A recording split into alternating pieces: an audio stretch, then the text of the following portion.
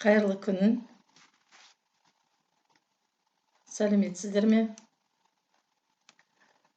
Мен Ережепова Әдия Оразақынқызы, Алматы қаласындағы шетел тілдері педагогикалық колледжінің қазақ тілі пәнінің оқытушысы, жас мамандарға кеңес бермекпін. Тақырыбымыз жас мамандардың педагогикалық жұмысында кездесетін қиындықтар.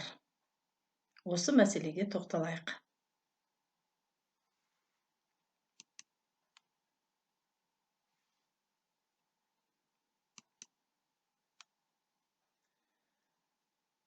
Мақсатым осындай қиын жағдайлардың алдын алу тәсілдері туралы сөз қозғамақпын.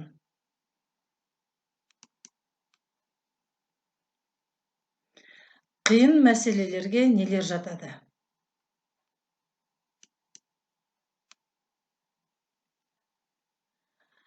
Жас маманда практикадан көрі теориялық білім басым болады.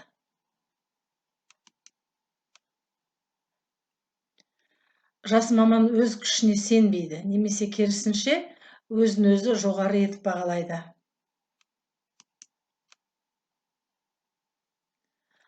Топтан қорқады, балалармен қарым-қатынасқа түсуде қиналады. Оқушылармен қақтығысқа түседі. Қандай да бір педагогикалық қателер жіберіп алам ба деп қорқады. Қарым-қатынас аясын кеңітпейді. Сыныпқа немесе топқа теріс көзқараста болады.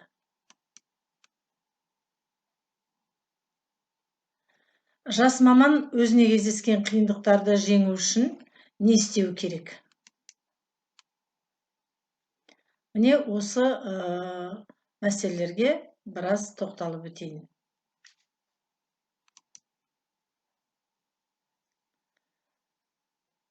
Кәсіби және педагогикалық білімін тез еске түсіретін қабілеті болуы қажет жас маманда. Ой, ерік жігері белсенді, тұрақты, шығармашылық қиялы дамыған болу керек.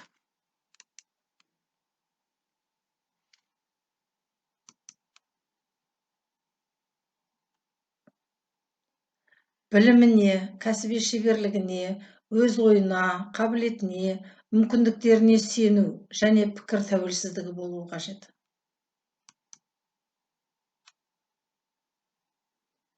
Өзін оқушылардың орнына қойып, олардың рөліне кіруі керек.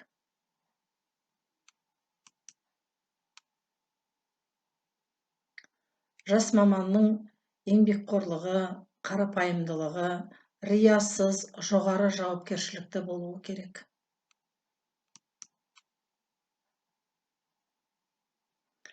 Жас маман мынандай қателіктерден сақтанған жөн.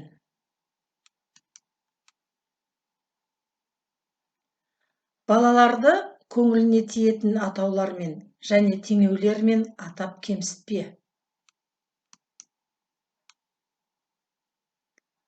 Шектен шыққан жағдай орын алса да, дауыс көтерме.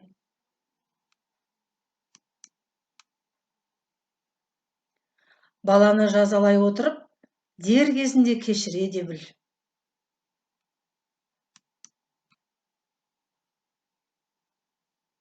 Баланы жазалау барысында өзге балалардың қуануына жол бермеу керек.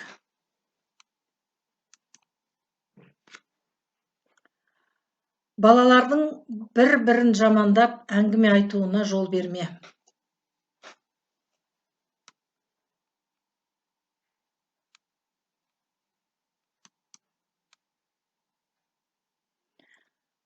Баланың отбасы мен ата-анасы туралы оның көзінше ешқашан жағымсыз сөз айтпа.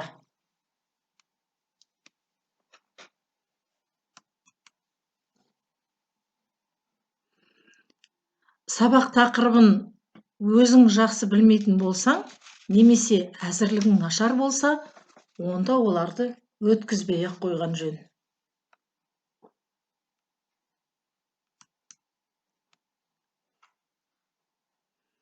Баланың бастамасын тежемеу қажет. Әйтпесе ол өз бетінше бірдеме істеуді мүлдем тоқтатады.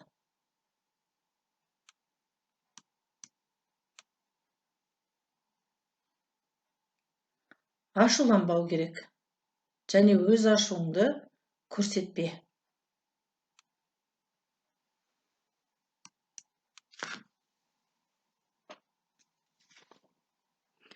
Сәтсіздік кезіндегі өз көңіл күйіңізді, реніштеріңізді балалардан жасырмаңыз.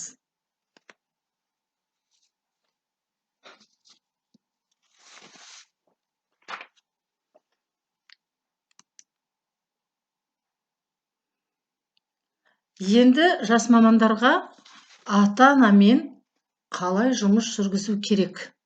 Осы жөнінде біраз мәлімет айтсам.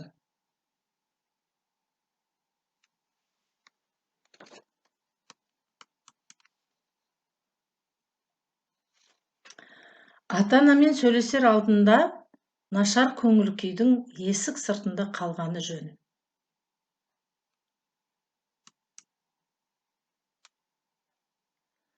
Адамға ең жағымды дыбыс оның өз аты. Сондықтан алдыңызда ата-аналардың аты жөндері жазылған тізімнің болғаны жақсы.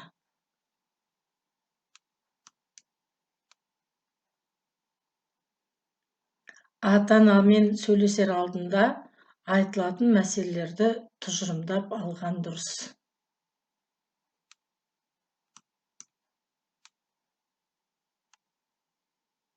Сонымен қатар, педагогикалық талдаудың алтын ережесін ұмытпаңыз. Ол дегеніміз, алдымен сөзді оңды нәтижелерден бастау керек. Содан соң барып негативті жайттерге көшу керек. Сөйтіп әңгімені алдағы болашаққа жасалатын ұсыныстармен аяқтау қажет.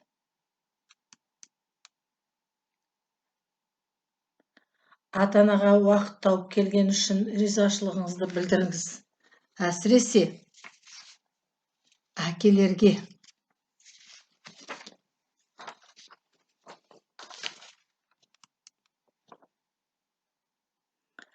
Ата-ана баласының оқу үлгерімі үшін мұғалімі де өздерімен бірдей күйзелетінін түсінетін болсын.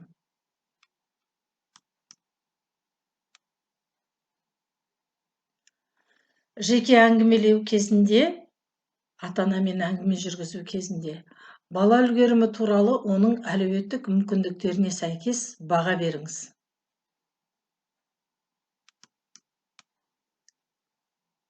Енді жас маманның назарына мынандай мәліметтерді салғым келеді. Бұл сіздердің естеріңізден шықпасын. Әрқашанда сабақ өткізетін кабинетіңізге, дәрісханаға қоңыраудан ерте келіп, сабаққа барлық нәрсе дайын екеніне, тақтаның таза екеніне, көрнекі құралдардың дайындығына көз жеткізу керек.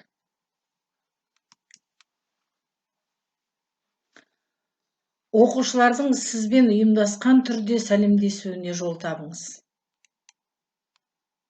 Әрине, алдыңызға келген балалар сізбен жеке-жеке амандаспасы анық.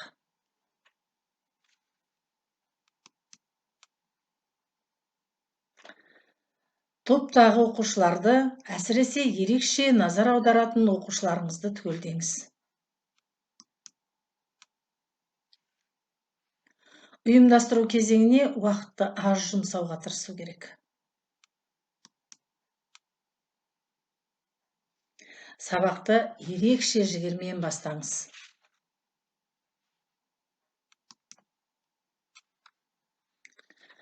Сабақты әрбір оқушы бос болмайтындай етіп жүргізіңіз. Аз кідірістер, баяулық, жұмыссыздық сабақта тәртіпсіздікті туғызады. Сондықтан оған жол бермеу қажет. Оқушыларға материалды қызықты, мазмұнды өткізіп, ойлауға еліктіріңіз.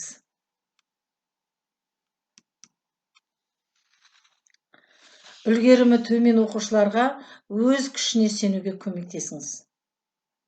олар шеттеп қалмасын, олардың да қолынан іс келетінін мойындатыңыз. Оларға тапсырма беріп, ерекше көңіл бөлуге тырысыңыз.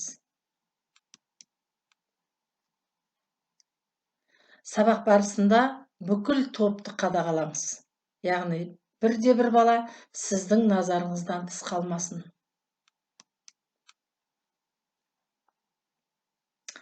Сабақ кезінде басқа істермен шұғылданғысы келген оқушыларды болдырмауға тырысыңыз. Олардың басқа жаққа көңіл ауып бара жатса, оларды қайткен күнде де сабаққа қайтадан бет бұруға ықпал етіңіз.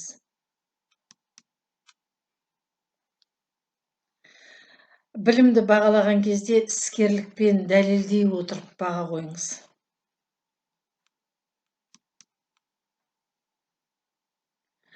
Жоғары баға алу үшін не нәрсені көбірек білу керек екенін айтып ескертіңіз.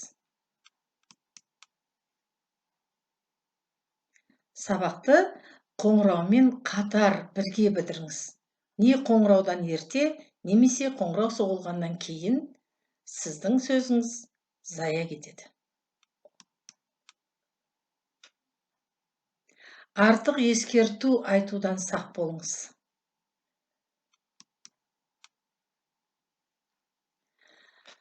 Тәртіп сақтауға бөтен кісінің беделі сізге еш пайда келтірмейді.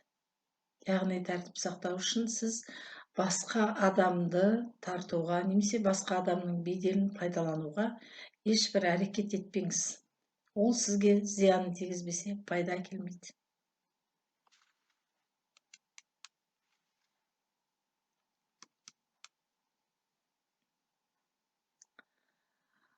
Қорытынды ретінде айтарым,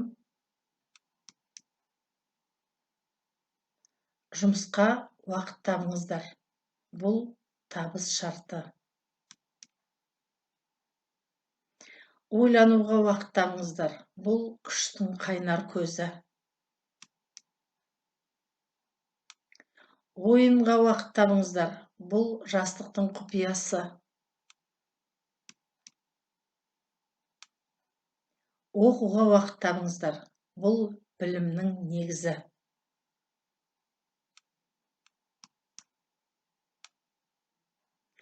Келесі кездескенше сау болыңыздар.